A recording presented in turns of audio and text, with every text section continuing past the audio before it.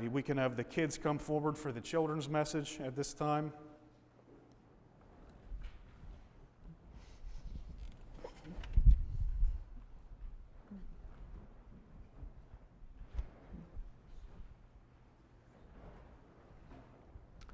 Thank you, Nolan.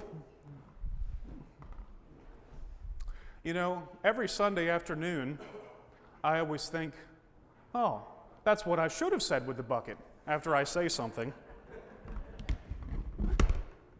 Alrighty. We have a marble. Thank you. I didn't know what it was, so. Thank you. A marble. Now, how many of you guys have ever played marbles? Now, when I was a kid and I'd play with my brother, we would play marbles, but really, I don't really know the rules as much or remember them. It was just basically, we would take the marbles, and there's bigger ones and smaller ones, and just try to destroy the other person's pile, and then it would end up with us rolling around and fighting. So that's how we played marbles. So when it comes to marbles and games, how do you play the game? If you were going to play a game with someone, let's just say it's not even marbles, soccer, football, anything like that, and somebody went out on the field and they just started playing by their own rules, what would happen? You'd have to stop them and explain to them that's not how this works. You have to play by the rules. There's a set of rules to make the game fair, and that's how they're intended to play. And you know, life is really like a game, okay?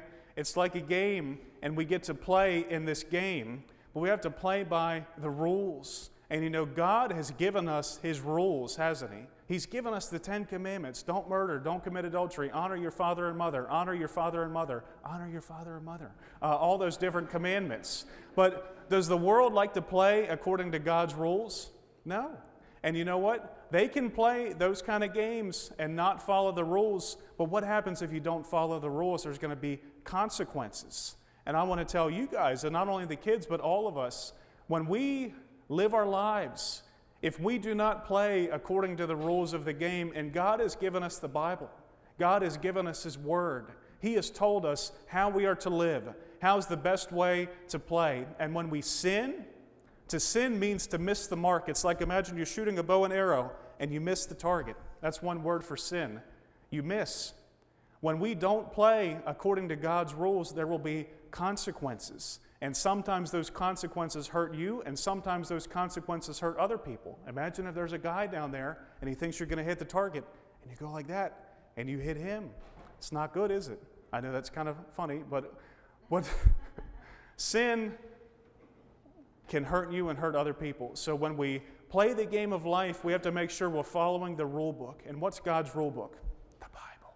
Yes, it's the Bible. So as you grow up, make sure you personally know the Bible, you know God's will for your life, and you do life His way, because Satan will tell you, do it my way, do it your way. Sin. He lies.